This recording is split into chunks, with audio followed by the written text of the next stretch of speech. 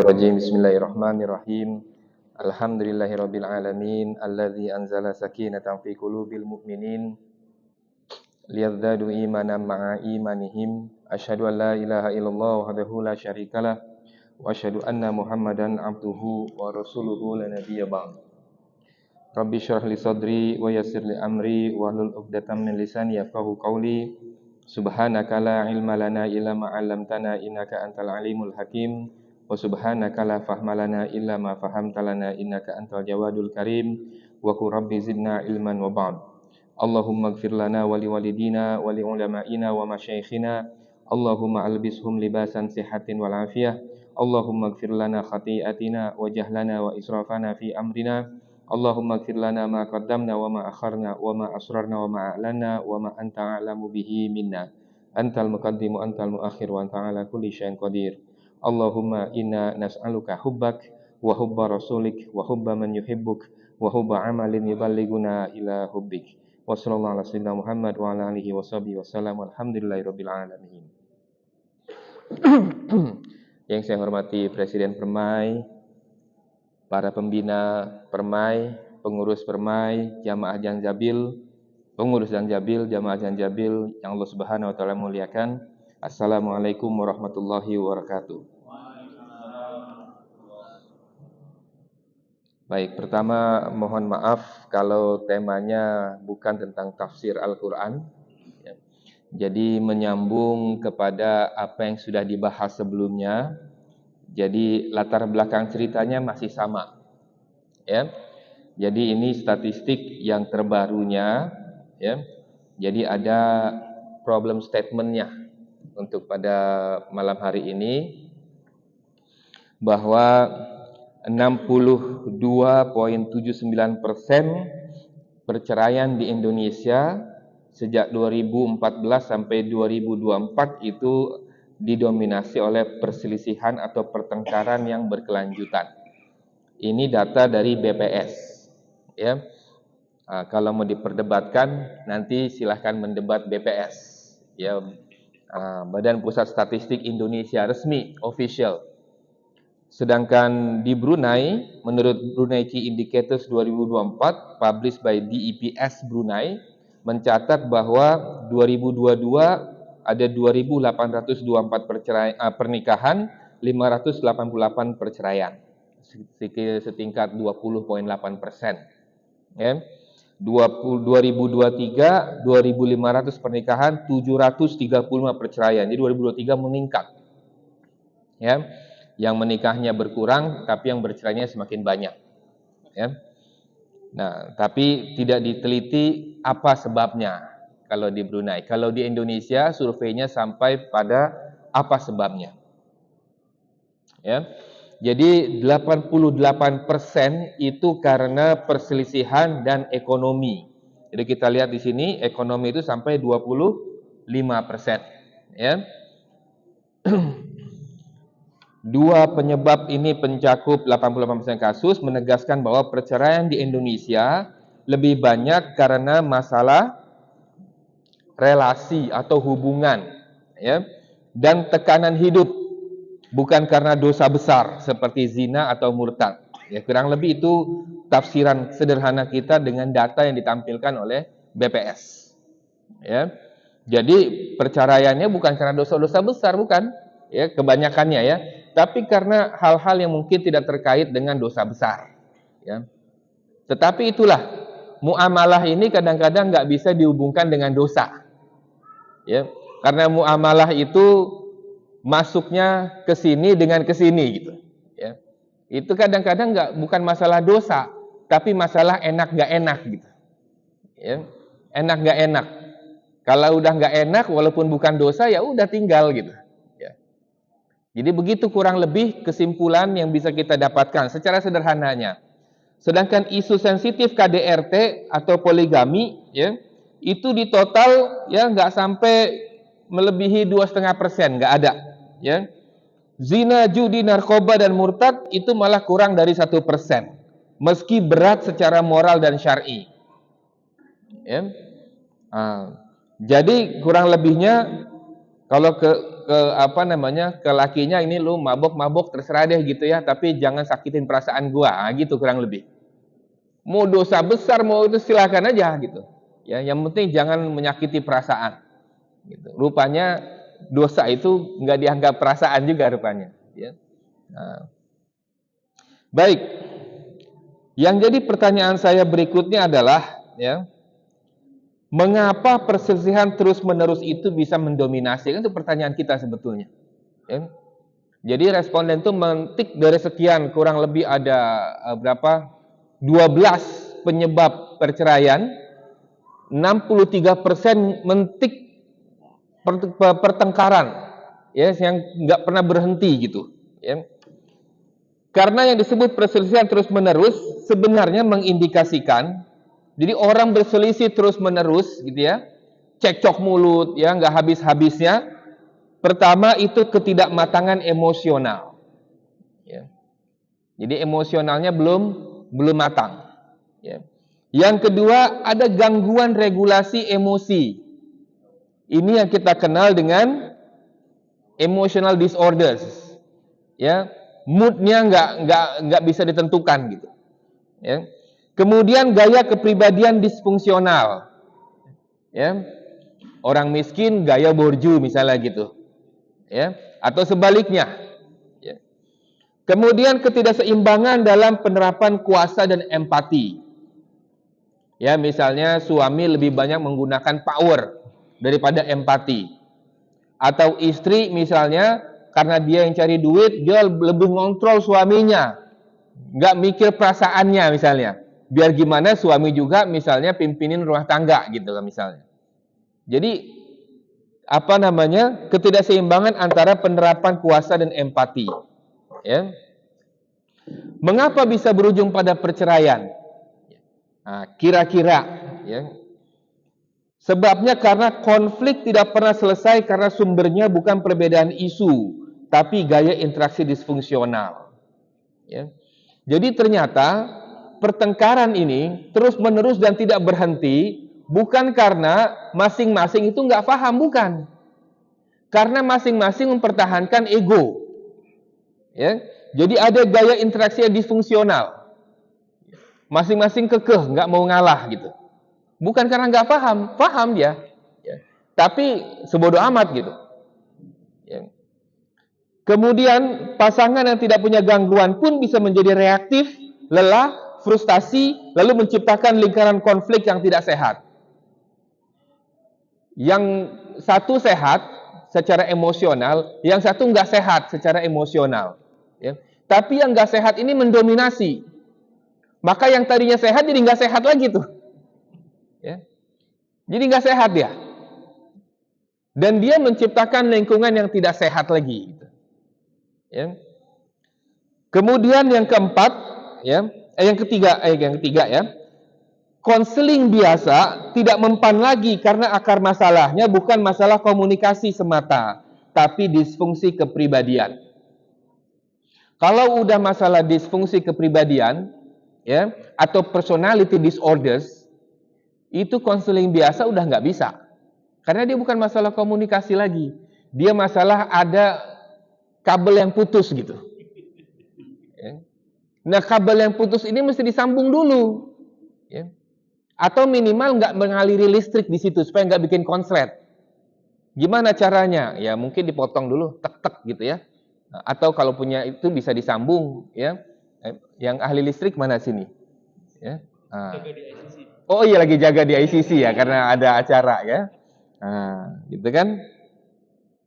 Jadi konseling biasa udah nggak mempan. Misalnya datang gitu, oh kita udah ke konseling kok, kita udah nanya kok sama Ustadz Anu, udah nanya. Bukan masalah konselingnya ternyata, karena si Ustadz itu sebenarnya nggak paham tentang personality disorders. Yang dia paham adalah Quran dan Sunnah, dipaksanya itu sesuai dengan Quran dan Sunnah, ya, gitu. Jadi akhirnya keputusannya final, gitu kan, pisah misalnya begitu. Ya, karena nggak ketahuan apa sebabnya. Ya. Ya. Nah, fun fact-nya adalah, ya, mayoritas perceraian bukan karena dosa besar, tapi karena kurangnya ilmu, sabar, dan takwa. Ini kurang lebih lah kesimpulan dari yang tadi ya, data statistik tadi. Ya. Ternyata bukan karena dosa-dosa besar, tapi lebih karena kurang sabar, kurang ilmu. Ya. Yang kedua, krisis spiritual dan keterampilan mengelola emosi dalam membina hubungan lebih banyak menjadi sebab perceraian daripada kriminalitas atau pelanggaran syariat. Ya. Jadi yang menjadi sebabnya rupanya, kalau dari data BPS tadi adalah krisis spiritual dan keterampilan mengelola emosi. Ya. Jadi banyak yang menikah itu karena misalnya si fulan ganteng, si fulanah cantik menikah. Ya. Atau kata si A, saya cocok dengan dia, kata si B, dia cocok dengan saya, menikah gitu ya. Tanpa ada persiapan atau kematangan di dalam persiapan berumah tangga itu. Ya. Nah, oleh sebab itu dalam pandangan kami intervensi paling strategis adalah edukasi pranikah, parenting Islami, dan konseling berbasis Quran dan psikologi modern. Ya. Jadi psikologi ini ya, itu sebetulnya tidak berasal dari Barat. Ya. Barat mengembangkan pada masa modern ini betul dengan riset-riset yang masif. Ya. Tapi fondasi-fondasinya itu, ya, itu sudah dibangun oleh ulama-ulama Islam itu sudah banyak. Ibnu Sina, ya, itu sudah banyak membangun fondasi cara berpikir psikologi gitu. Ya. Tapi mungkin dulu namanya bukan psikologi, ya. Tapi ilmu tentang, kalau sekarang disebutnya dengan neuroscience. Bagaimana sistem di otak itu bekerja gitu. Itu ratusan tahun sebelum itu sudah dibahas ya oleh para ahli ilmuwan Islam. Ya. Baik. Dan berangkat dari sini ya, maka kemudian saya mencoba untuk mendiskusikannya satu persatu. Ya. Kenapa begitu? Ya karena memang sebagai respon daripada apa yang terjadi di lingkungan kita ini. Ya. Nah, jadi kita tidak menganggap itu sebagai sesuatu yang berlalu begitu saja, tapi kita ambil ibrohnya, pelajaran dari setiap kisah yang terjadi yang ada di lingkungan kita. Ya. Nah, saya mendasarkan pemaparan ini dari sebuah buku ya yang diterbitkan oleh American Psychiatric Association atau APA. Ya. Namanya DSM-5.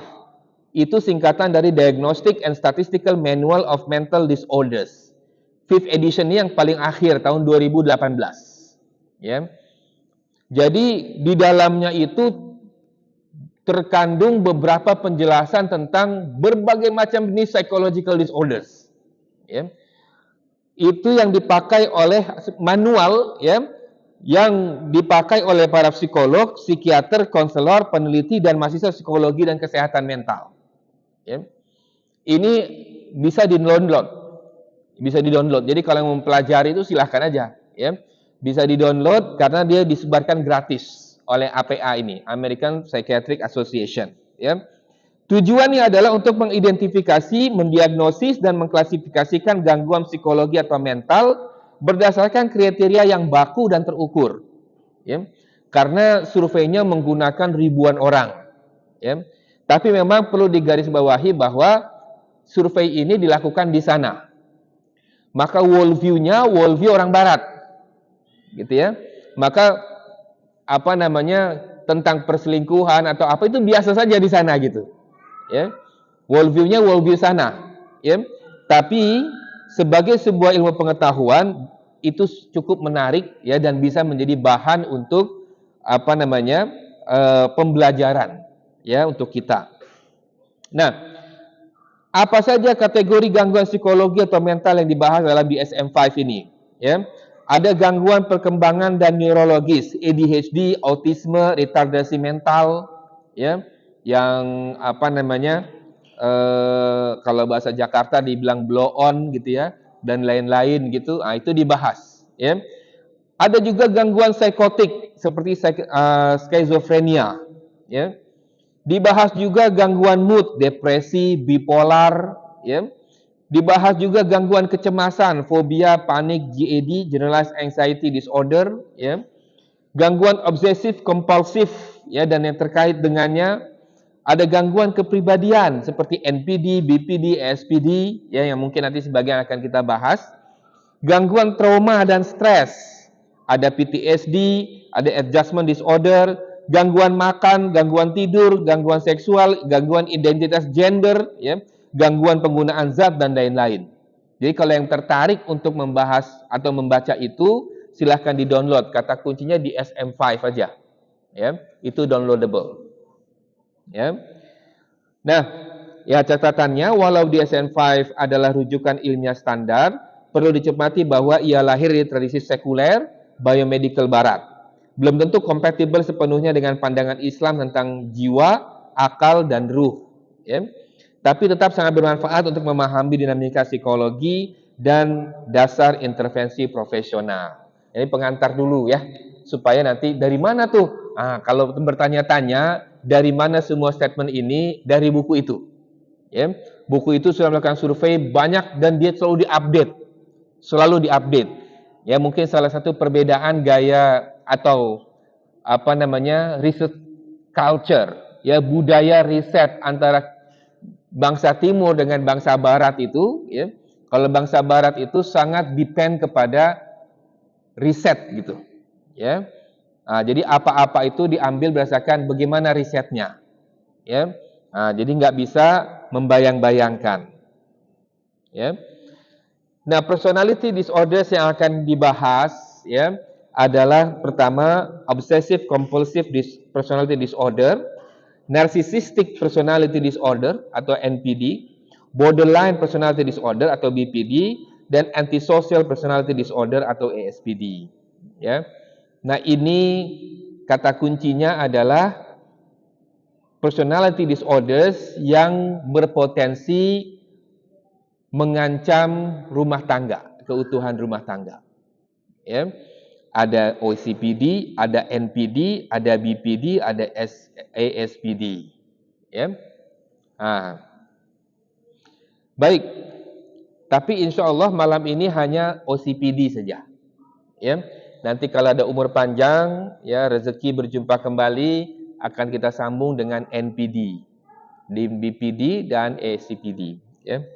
Baik, sekarang mulai dari OCPD. Apa itu OCPD?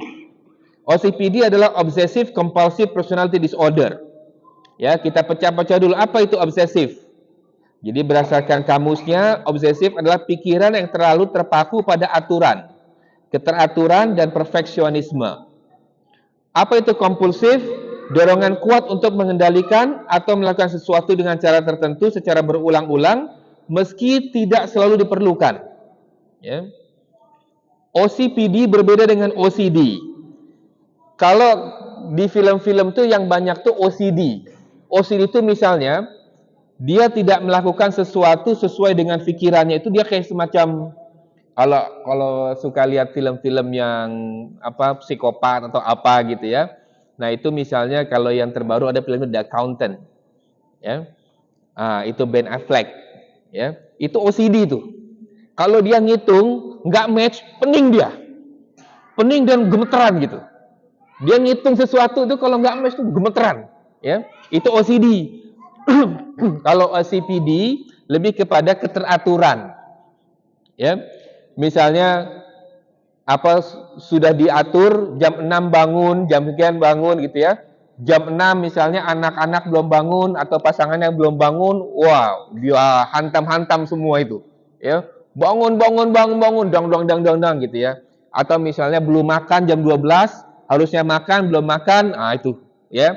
Jadi OCPD lebih kepada keteraturan, kalau OCD lebih kepada internal dia. Penderita terganggu oleh pikirannya sendiri, ya. OCPD gangguan kepribadian. Penderita merasa cara berpikirnya benar dan sulit fleksibel ya terhadap orang lain. Ya. Nah, ini OCPD. Ya. Nah, ciri-cirinya ini perhatikan nih, jangan-jangan ada di bapak-bapak semua nih ya. Ini berdasarkan survei kepada ribuan orang. Ya, ribuan orang, bukan 100 200, ya. Yang subklinikalnya, yang ringannya, sangat teratur dan suka membuat daftar, ya. Jadi kalau mau ngapa-ngapain ditulis dulu, ya. Pak, ayo nih udah mau terlambat. Sebentar ini urutannya belum selesai, nah gitu ya. Apa gitu kan, diurutin dulu gitu ya. Nah, kemudian merasa gelisah kalau nggak sesuai rencana, gitu kan. Harusnya kondangan dulu, kondangan harusnya 5 menit, ternyata 50 menit. Oh, gelisah dia. Ya, nggak sesuai planning. Ya. Kemudian terlalu detail dalam hal kecil yang nggak penting. Contoh misalnya kalau perempuan ngelipet baju sampai 5 kali. Udah rapi nih, ya nggak sesuai aja nih kan. Wah, dia buka lagi gitu. Wah, ini bukan begini cara ngelipetnya nih gitu ya. Cara nyetrikanya misalnya. Ya. Ya. Kemudian sering menunda pekerjaan karena ingin sempurna. Ya. Nah, dia pengen perfect gitu ya sesuatu itu. Jadi akhirnya yang lain terbengkalai. Yang kelima, sulit memberi kepercayaan pada orang lain dalam tugas rumah tangga. Misalnya ini kan case-nya rumah tangga ya, gitu. Jadi nggak percaya dia, ya dikasih ke orang lain. Jadi itu yang subclinical. Kalau yang klinikalnya, perfeksionisme kaku yang mengganggu produktivitas, tidak fleksibel dalam cara berpikir dan berinteraksi, harus dengan cara saya, ya. Kemudian sulit menerima perbedaan gaya pasangan atau anak-anak, ya. Kemudian cinta berlebihan kepada aturan, bukan pada makna di balik aturan itu. Ya. Jadi kepada aturannya, bukan kepada apa di balik aturannya. Mengorbankan relasi demi kontrol, termasuk menolak istirahat, rekreasi atau kasih sayang, gitu ya. Nah, kemudian kritik berlebihan terhadap orang lain, tapi buta terhadap kesalahan sendiri. Nah, ini sudah ciri-ciri menonjol dari orang OCPD. Ya. Fun stat-nya nih, 8% penduduk dunia itu memiliki OCPD. 8%, bukan 80. Kalau 80 terlalu banyak. 8% penduduk bumi ini yang dewasa ya, itu memiliki OCPD. Mulai dari yang ringan sampai yang berat. Ya. Kalau saya terus terang kayaknya saya ringan. Ya. OCPD, saya penderita OCPD tapi mungkin ringan. Ya. Karena ciri-cirinya kalau dibuka lagi buku di SM5 itu lebih banyak. Nih saya singkat saja sebetulnya, saya rangkum. Detail sekali gitu, ya. Wah rupanya ada termasuk di OCPD itu. Ya. 2/3 penderita OCPD laki-laki. Dari 3 penderita OCPD, 2-nya dipastikan laki. Ya. Laki. 70% pasien OCPD mengalami konflik serius dalam hubungan pribadi, hubungan rumah tangga lah dalam hal ini. Ya. 70%. Dari 100 penderita OCPD, 70-nya punya masalah. Ya, dengan pasangannya gitu ya, punya isu lah gitu dengan pasangannya. 75% OCPD sangat perfeksionis sehingga akhirnya tidak satu pun yang selesai dibuatnya, ya. Karena dia terlalu pengen sempurna sekali sampai-sampai yang nggak ada yang sempurna malah, nggak ada yang selesai malah urusannya itu. Ada nggak kayak gini? Ya. Contoh OCPD dalam rumah tangga, ya. Suami atau istri selalu mengkritik pasangannya menyetrika atau menata dapur walaupun hasilnya sudah bagus dan rapi. Udah bersih nih, masih di komen gitu kan. Ya, ada debu sedikit, ya, ada apa sedikit gitu ya. Atau misalnya meletakkan piring bukan pada tempatnya, ya. Itu juga di komen misalnya. Selalu gitu, ya. Kemudian seorang suami atau istri yang susah merasa cukup dalam beribadah, misalnya sholat atau ngaji, karena merasa selalu ada yang kurang, sehingga berlarut-larut atau melantarkan hal yang lain. Ya. Jadi kalau ibadahnya lama sekali, dan diulang-ulang gitu, diulang-ulang lagi, gitu ya. Karena dia merasa nggak sempurna gitu. Ya. Sholat yang bisa selesai 5 menit jadi 50 menit misalnya. Ya. Zikir yang selesai 10 menit jadi 30 menit misalnya gitu. Ya. Sehingga berlarut-larut atau melantarkan hal yang lain. Ya. Harusnya udah selesai nih masak nih pagi jam 7 misalnya, wah jam 8 baru mulai misalnya gitu contohnya. Karena apa? Zikirnya diperpanjang. Ya, karena tadi kayaknya nggak serius misalnya gitu ya. Kurang dan seterusnya. Kemudian pasangan selalu ribut soal disiplin anak karena standar terlalu kaku. Ya. Ya. Jadi karena standarnya terlalu kaku, akhirnya ribut. Ributnya karena urusan anak. Ya anak, kenapa anak nggak begini, kenapa anak nggak begitu. Nah ini hati-hati nih. Ya, ini contoh OCPD. Ya. Dan yang perlu diperhatikan adalah bahwa biasanya penderita personality disorders itu nggak pernah merasa sebagai penderita. Dia akan selalu merasa normal. Ya. Nah, kemudian tidak ada ruang untuk spontanitas, kemesraan atau humor karena semuanya harus tertib. Ya. Semua harus tertib. Gitu ya. Nah, ini contoh OCPD dalam rumah tangga. Apa ancaman OCPD dalam rumah tangga kalau itu berlarut-larut? Ya. Makanya seperti tadi contohnya yang 62,7% itu, 97%, ya. Hilangnya kehangatan emosional. Ya. Jadi udah nggak ada lagi kehangatan emosi, semuanya berdasarkan aturan. Ya. Minim apresiasi, tapi banyak koreksi. Ya. Koreksi terus apresiasinya nggak ada. Kamu harusnya begini, kamu harusnya begitu. Ya. Begini, begitu, tapi nggak pernah diapresiasi. Ya. Suasana rumah selalu tegang. Kemudian perfeksionisme yang membunuh spontanitas dan cinta. Ya. Harus sesuai dengan aturan. Semuanya berpotensi menyebabkan hilang rasa percaya diri pada pasangan. Kalau sudah hilang rasa percaya diri, depresi pada pasangannya. Yang tadinya sehat itu pasangannya, jadi dia ikut-ikutan sakit. Ya. Kan sering banyak yang seperti itu, tapi nggak terasa itu sebagai sebuah personality disorder. Karena si penderita itu nggak pernah selalu merasa sebagai penderita. Nggak mau bahkan kalau dibilang sebagai penderita. Ya. Dan paling nggak mau kalau diajak ke psikiater. Ya. Nah. Kemudian yang paling akhir ya perceraian. Gitu ya. Nah, strategi Qur'ani dan Nabawinya seperti apa kira-kira? Ya. Ingat yang berumah tangga itu bukan cuma kita. Rasulullah Muhammad SAW juga berumah tangga. Ya. Yang punya masalah dalam rumah tangga itu bukan cuma kita. Rasulullah SAW juga dihadapkan pada berbagai macam isu rumah tangga. Ya. Sama saja gitu. Ya. Memang setiap orang boleh klaim bahwa masalah saya yang paling berat itu urusan dia nggak masalah gitu ya. Memang pada saat itu ya segitulah persoalan atau beban yang Allah berikan kepada dirinya. Ya. Nah, tapi buat orang lain mungkin dianggap kecil, ya, tapi bagi dia itu sudah maksimal gitu ya. Nah itu beragam. Ya. Tapi ada beberapa strategi umum. Ini strategi umum ya. Gitu. Kalau khususnya nanti case by case. Yang pertama adalah ya, Allah Subhanahu wa taala berfirman, "A'udzubillahi minasyaitonirrajim. Bismillahirrahmanirrahim. Wa kadzalika ja'alnakum ummatan wasatan."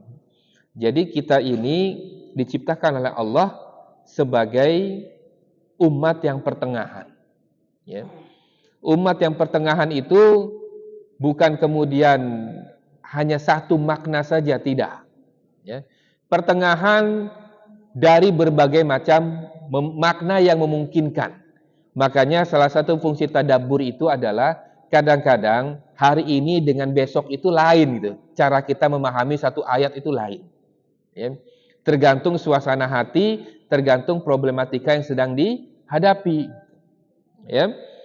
Jadi Islam tidak menganjurkan ekstrim. Ya. Baik dalam keteraturan, ataupun dalam beribadah, ataupun dalam bersedekah, ataupun enggak. Islam itu tidak mengajarkan ekstrim. Bahkan Allah Subhanahu wa taala sudah mengatakan sendiri ya melalui lisan Rasulullah SAW bahwa Allah juga mencintai amal yang kecil tapi dikerjakan secara terus menerus. Ya. Daripada amal-amalan besar yang ekstrim tapi cuma sekali dua kali setelah itu zong gitu kan, habis. Ya. Simple saja. Sedekah 1 ringgit sehari selesai ke masjid, tapi rutin RM1 sehari. Ya. Amalan apa misalnya? Cukup surat Al-Muluk saja setiap hari, tapi rutin itu nggak habis tuh. Ya. Ya. Ya. Apalagi misalnya, ya dia nggak pernah qiyamul lail, tapi witirnya nggak pernah kelewat misalnya. Setelah sholat Isya, ba'diyah Isya, dia witir dulu. Ya. Mungkin qiyamul lailnya kadang kerjain, kadang enggak, tapi witir tuh nggak pernah ketinggalan misalnya. Ya, selalu ada witirnya itu. Ya. Nah, Jadi sederhana saja dalam beramal, termasuk sederhana dalam berpikir. Ya. Sederhana dalam berpikir. Ya. Sehingga tidak menjadikan kita ini ekstrim. Ya. Dalam keteraturan, dalam yang lain-lain. Ya, fleksibel. Ya. Kedua, ya, menolak taklif atau amanah atau beban di luar kemampuan. Ya, di luar kemampuannya. Ya. Ini semua sudah paham ya. La yukallifullahu nafsan illa wus'aha. Ya. Jadi kalau memang kita merasa bahwa sudah cukup banyak amanah nih, ya, atau amanah sebenarnya cuma satu, ya, tapi kemudian dia merasa di situ juga dia belum optimal misalnya, ya, kalau ditambah lagi nanti malah menjadi bubar misalnya gitu kan, nah sudah, ya, gitu. Pertimbangkan baik-baik, ya. Perfeksionisme yang menyebabkan kelelahan mental itu bertentangan dengan rahmat Allah. Kita diperintahkan untuk ihsan, bukan menyiksa diri dengan standar yang absolut. Ya. Nah, jadi kita ini diperintahkan untuk ihsan, ya, berbuat baik atau profesional, ya, baik dalam kehidupan pribadi maupun kehidupan berjamaah bermasyarakat. Ya. Kemudian yang ketiga, meneladani prinsip wasatiyah Nabi SAW dan keluarganya. Nabi SAW tidak kaku, tidak menjadikan aturan rumah tangga sebagai sumber ketegangan. Ya. Nah, jadi kita belajar juga dari prinsip kehidupan Nabi SAW. Ya. Nabi juga dihadapkan pada banyak masalah, ya, pada banyak isu, tapi tetap bertahan. Ya. Tetap bertahan. Dan kalau sekiranya memang sudah off, ya sudah. Ya. Nah, kalau perlu di off, ya di off saja. Ya. Nah, kemudian yang keempat, menumbuhkan sifat sabar dan tawadu. Ya. OCPD sering disertai frustasi terhadap orang lain. Jadi misalnya, kalau tadi OCD, dia frustasi pada dirinya sendiri. Kalau OCPD, dia bisa frustasi disebabkan orang lain gak mau ikut aturan dia. Dia jadi stres. Ya. Jadi stres. Karena dia stres, maka dia akan mengganggu orang lain. Gitu. Ya. Atau karena dia stres, maka dia akan mencoba melepaskan sumber stresnya itu. Ya. Kalau itu pasangan suami istri, yang akan dia, misalnya dia menganggap bahwa istrinya adalah sumber stresnya, atau seorang istri menganggap bahwa suaminya adalah sumber stresnya, ya, maka dia mungkin bisa saja untuk meminta berpisah. Ya. Kemudian yang kelima, strateginya adalah menguatkan rasa cinta, bukan power atau kontrol. Ya. Nah, fungsi pasangan bukan dikendalikan seperti mesin, tapi untuk saling melindungi dan menyempurnakan. Yang perlu diingat adalah keluarga bukan proyek atau pabrik yang semua kerjanya harus ikut jadwal. Kan orang pabrik kan clock in, clock out, ya. Kamu di sana sudah sampai habis di sana, kecuali dipromosikan misalnya gitu, ya, atau demoted, ya. Tapi keluarga itu adalah tempat bertumbuh. Ya. Dia tempat bertumbuh. Orang kalau kita lihat pohon tumbuh itu kan nggak selalu ke atas ya. Tumbuh itu dia kadang ke kanan, kadang ke kiri, ikut di mana sumbernya. Kalau mau dikeatasin, mesti diikat itu. Ya. Diikat, kasih bambu gitu kan, kemudian diikat gitu. Ya, kalau mau dilurusin. Ya. Baik. Pertanyaan berikutnya yang pasti muncul di kepala kita semua. Apakah OCPD itu dapat muncul setelah berumah tangga? Contoh misalnya, sebelum nikah baik-baik aja dia. Setelah nikah kok tiba-tiba kayak begitu gitu. Ya.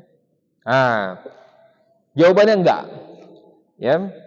Sebab personality disorder itu adalah disorder yang memang terbentuk sejak masa pertumbuhan dia. Ya. Biasanya bisa disebabkan oleh trauma tertentu. Ya. Biasanya, dan dia bersifat menetap dan stabil dalam waktu yang lama.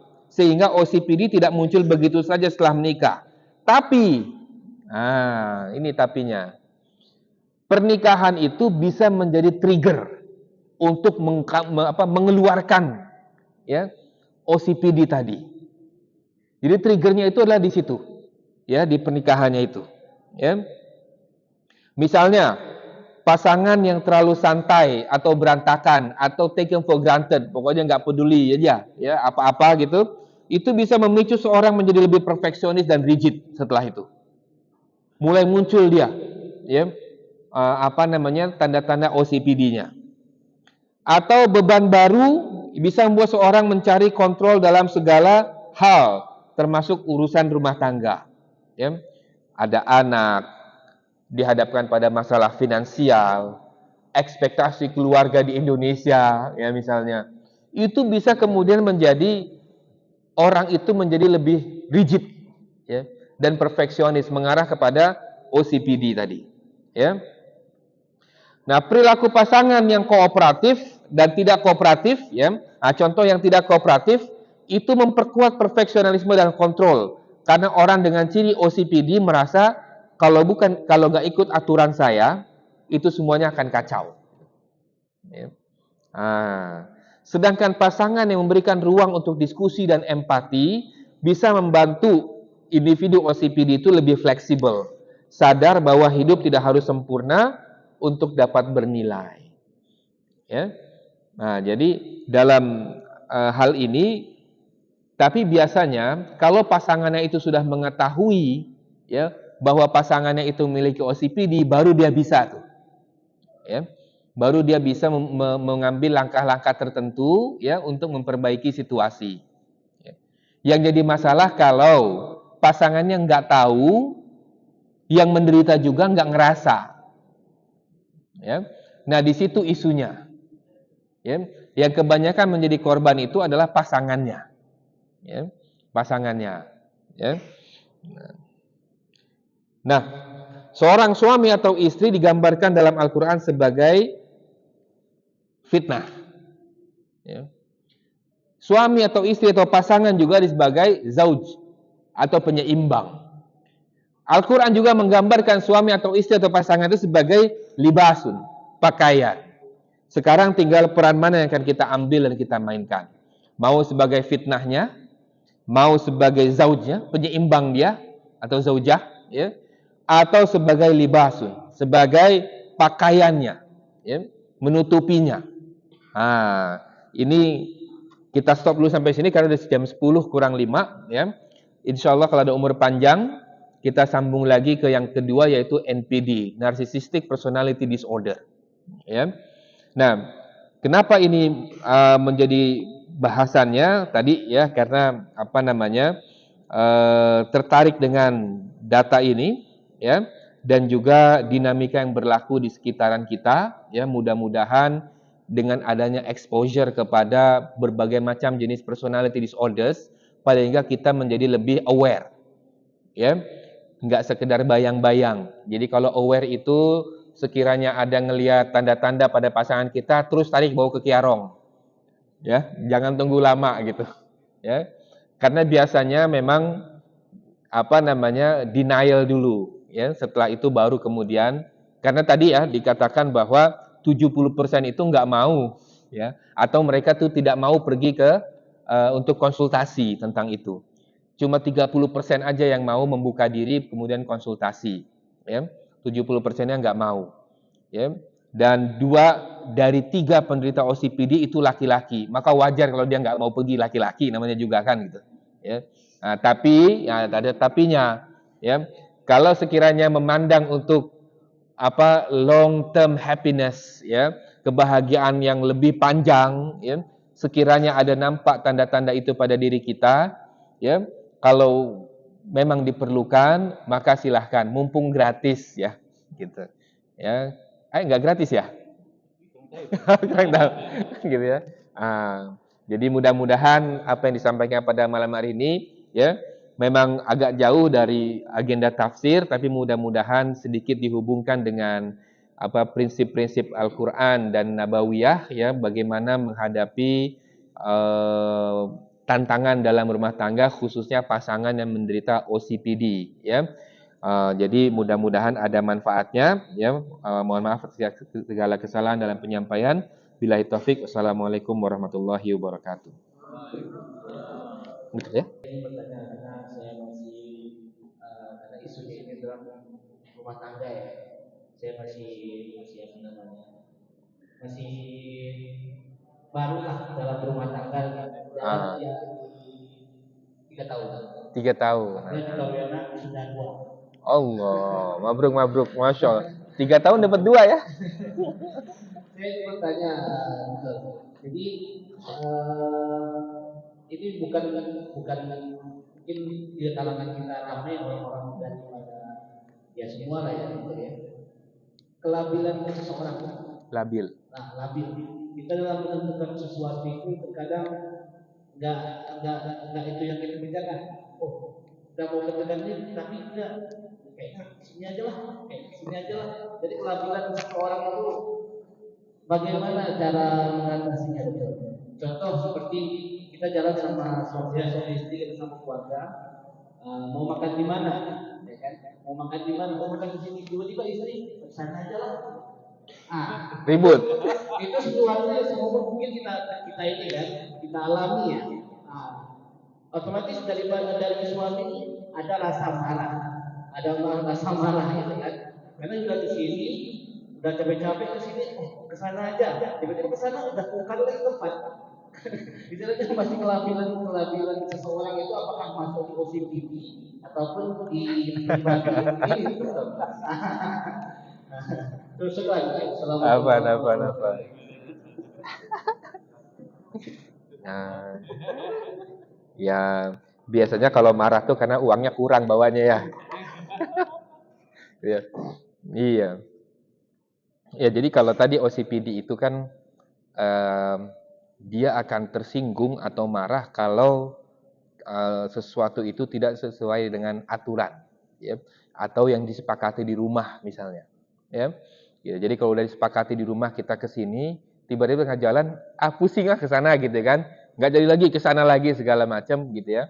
Nah, tapi kalau kayak gitu sebenarnya nggak perlu OCPD juga ya. Kalau kayak gitu ya. Gitu ya. Aduh maaf, agak semutan. Jadi ya insya Allah nggak apa namanya, kalaupun itu tanda OCPD karena tadi ya, mudah-mudahan berdoa semoga OCPD yang ringan saja ya. Karena tadi dikatakan bahwa penduduk bumi ini ya ramai yang terkena OCPD, mulai dari yang ringan sampai yang berat ya. Yang ringan tuh tadi tanda-tanda itu tadi ya, kalau nggak sesuai aturan dia marah dan lain-lain. Ya, saya rasa kalau saya misalnya sebagai seorang dosen, memang kalau student nggak sesuai aturan saya marah juga gitu. Gitu ya. Mungkin dari situ akan muncul cara kepribadian yang membawa OCPD tadi ya. Karena sehari-hari hidup dengan aturan ya, sehingga kalau kemudian aturan itu dilanggar misalnya gitu ya. Nah, dia akan marah. Tapi saya marah cuma di kampus doang, misalnya kan, kalau di tempat lain nggak marah. Saya rasa itu nggak sampai pada OCPD lah ya. Itu OCPD itu kalau sudah yang ekstrim ya, ekstrim misalnya marah. Kalau di dalam DSM-5 itu bisa sampai misalnya marahnya itu sampai gebrak meja, kemudian membanting piring gitu ya. Gitu. Jadi dia ingin menunjukkan bahwa dia ada power di situ gitu. Dan semua harus ikut gitu. Ya, sampai kalau ekstrimnya sampai seperti itu ya. Nah, tapi kalau kita mungkin nggak sampai lah ya. Kalau cuma ganti restoran mungkin karena ini aja, selera aja kali ya. Gitu. Ya, jadi insya Allah enggak. Ya. Mudah-mudahan sih semua yang hadir di sini nggak ada yang menderita OCPD ya. Kalaupun ada ya yang ringan-ringan. Itu seperti saya bilang tadi, setelah baca detail itu saya merasa loh kok saya kayak kena gitu ya. Tapi bagian yang subclinical saja, yang ringan-ringan saja. Gitu ya. Nah, jadi memang mungkin ada juga ya. Tapi insya Allah dengan aktivitas seperti ini tuh bisa terkontrol ya. Dan yang penting itu jujur pada diri sendiri sebetulnya. Itu tuh lebih menjadi solusi ya. Jadi tidak membohongi diri sendiri tentang apa yang dideritanya, apa yang dirasakannya gitu ya. Nah, itu mudah-mudahan bisa menjadi paling tidak 50% obat lah untuk kesembuhan ya. Wallahu a'lam bishawab ya, seperti itu.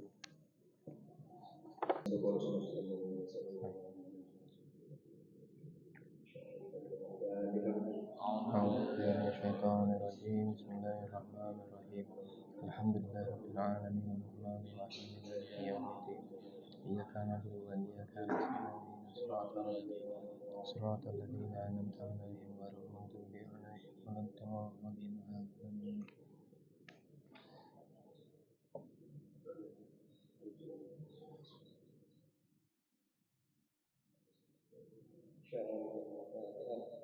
أعوذ بالله من الشيطان الرجيم بسم الله الرحمن الرحيم الحمد لله رب العالمين يوم الدين إياك نعبد وإياك نستعين صراط الذين أنعمت عليهم غير المغضوب عليهم ولا